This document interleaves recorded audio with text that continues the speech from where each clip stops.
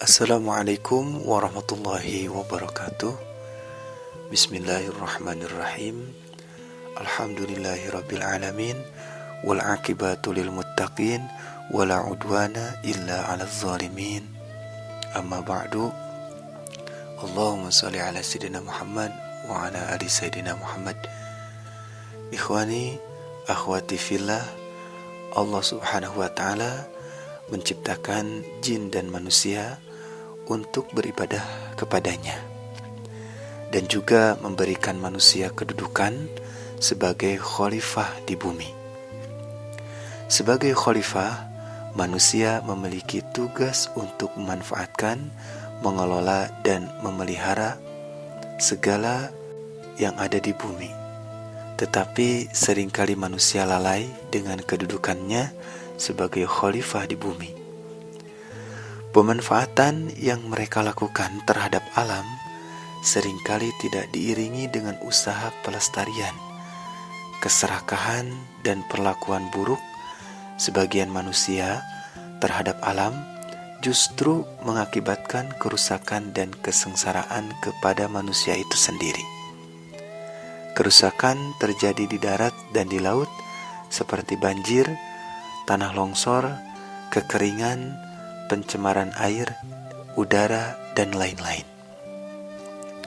Allah Subhanahu wa taala berfirman dalam Quran surat Ar-Rum ayat 41 dan 42. Bismillahirrahmanirrahim.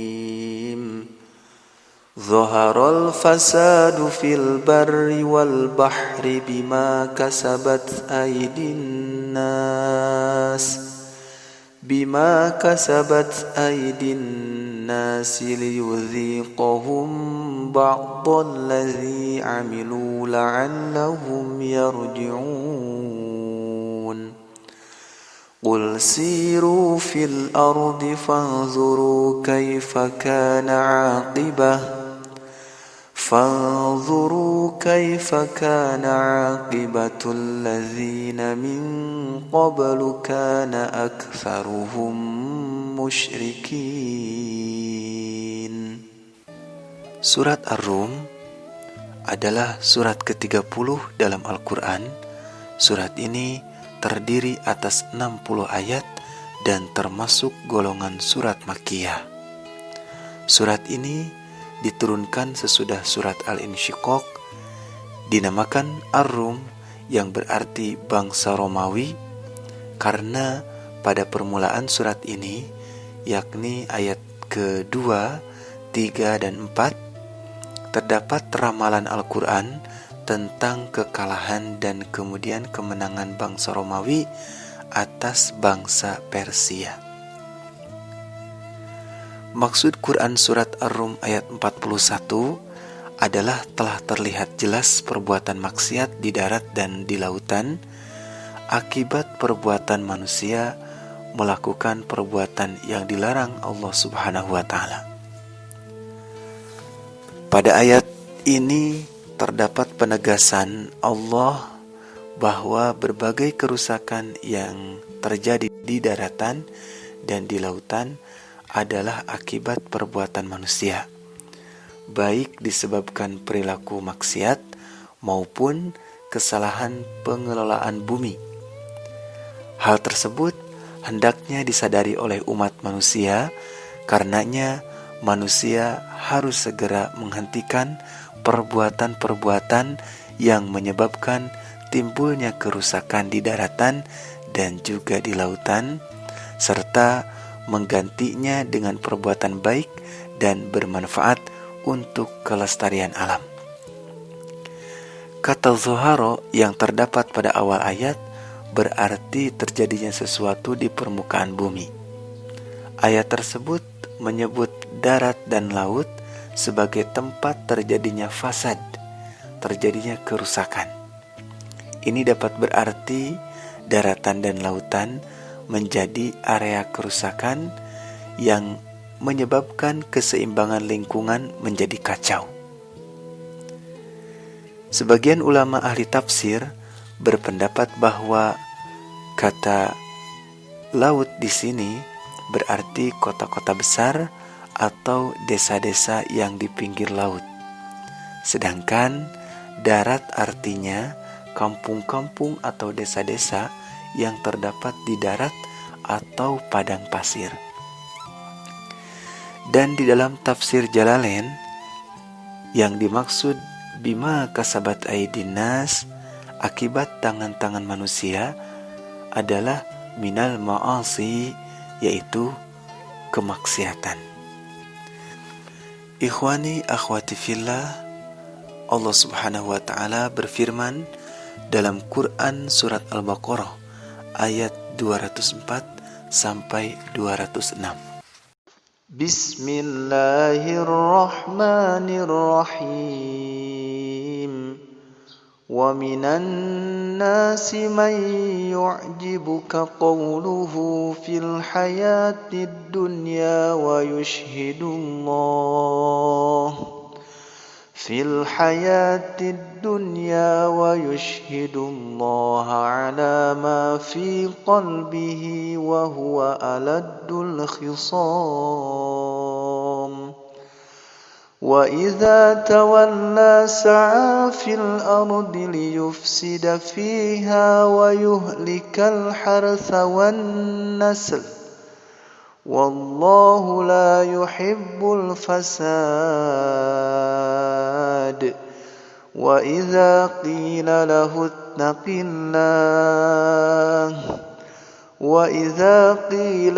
اتق الله أخذته العزة بالإثم فحسبه جهنم ولبئس المهاد. Ayat tersebut menjelaskan tentang perangai sifat-sifat orang munafik, termasuk sikap mereka terhadap kelestarian lingkungan. Orang-orang munafik mempunyai ciri pandai berkata-kata, ucapan mereka sangat menarik, perilaku dan ucapan mereka bertolak belakang.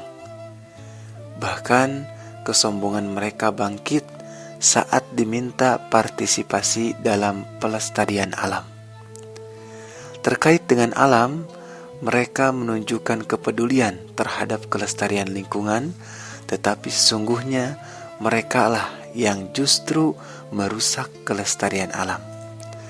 Dan mereka akan mendapatkan balasan atas perbuatan mereka berupa neraka jahanam. Dan di dalam sebuah hadis juga dikatakan bahwa Rasulullah SAW bersabda, Innal munafiqina thalathun, idza haddatsa kadzaba, wa idza wa'ada akhlafa, wa idza tumina khana. Rasul bersabda bahwa ciri orang munafik diantaranya adalah apabila dia berkata, dia berdusta, apabila berjanji, dia mengingkari, dan apabila dipercaya, dia berkhianat. Sahabat-sahabatku yang dirahmati Allah, Allah subhanahu wa ta'ala juga berfirman dalam Quran surat Al-Furqan ayat 45 sampai 50. Bismillahirrahmanirrahim. Alam tara ila rabbika kaifa madda dhilla walau syaa laja'alahu sakinan thumma ja'alna asy-syamsa 'alaihi dalila thumma qabadnahu ilaina qabdan yasira وهو الذي جعل لكم الليل لباسا والنوم سباتا وجعل النهار نشورا وهو الذي أرسل الرياح بشرا بين يدي رحمته وأنزلنا من السماء ماء طهورا linuhyim bihi baldatan maitan wa nusqiyahu mimma khalaqna an'aman wa وأناسيا كثيرا ولقد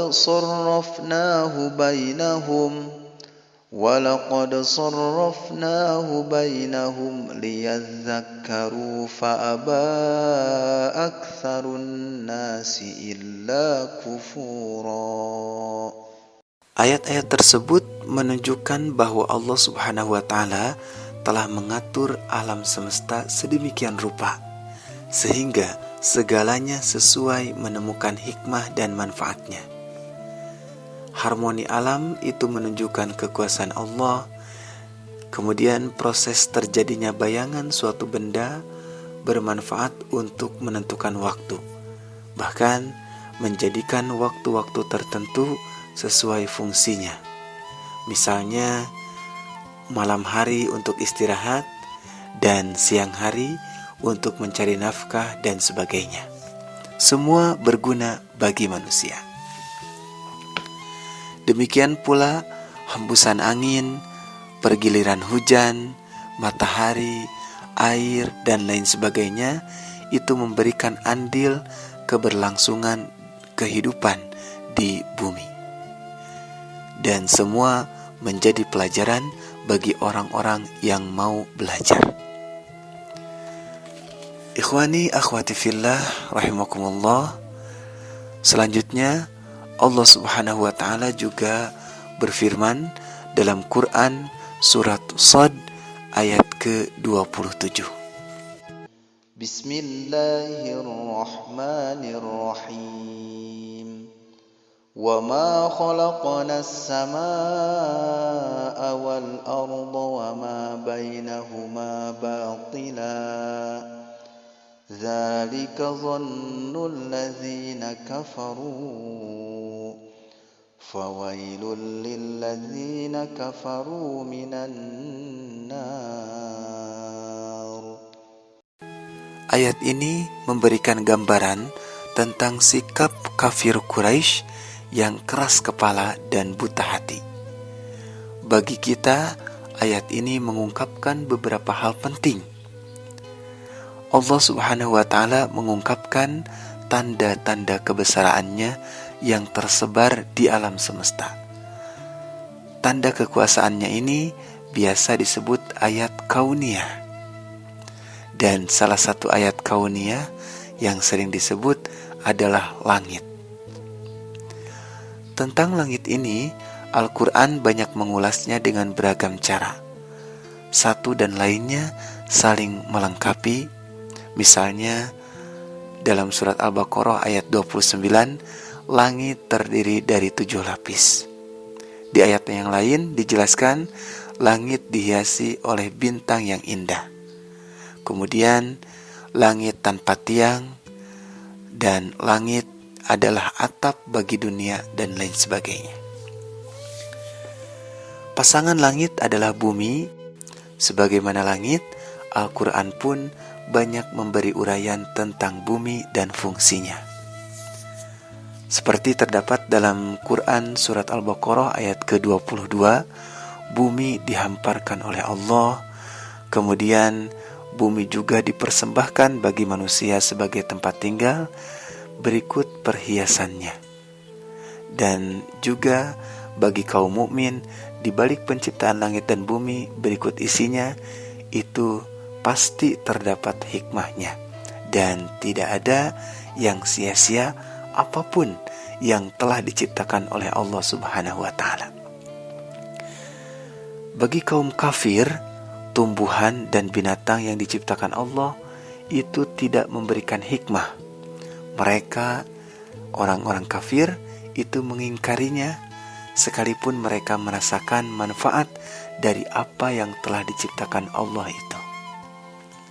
Hati, pendengaran, dan penglihatan mereka ditutup oleh Allah sehingga tidak bisa menangkap pesan Allah melalui ciptaannya.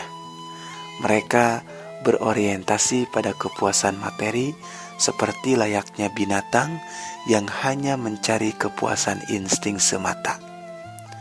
Dan mereka tidak ada keinginan untuk segera mengikuti kebenaran sekalipun sudah menyaksikan kebenaran itu.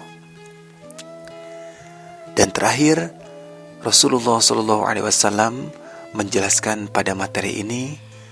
Rasul bersabda, "Ma min muslimin yagrisu ghursan illa kana ma ukila minhu lahu sadaqah, wa ma suriqa minhu lahu sadaqah, wa ma akalatit tayru fahuwa lahu sadaqah, wa la yarza'uhu ahadun illa kana lahu sadaqah."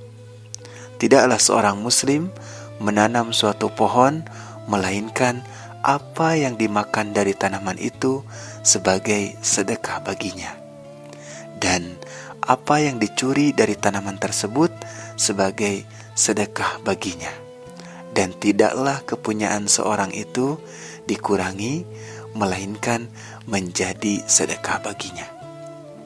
Hadis ini menjelaskan bahwa menanam tanaman ataupun menanam pohon sangat bermanfaat bagi makhluk hidup, bagi manusia dan bagi makhluk yang lain, dan menjadi sedekah bagi yang menanamnya. Wallahu a'lam bishawab. Demikian penjelasan materi hari ini, mudah-mudahan bermanfaat. Mohon maaf apabila banyak kekurangan. Wal afu minkum. Assalamualaikum warahmatullahi wabarakatuh.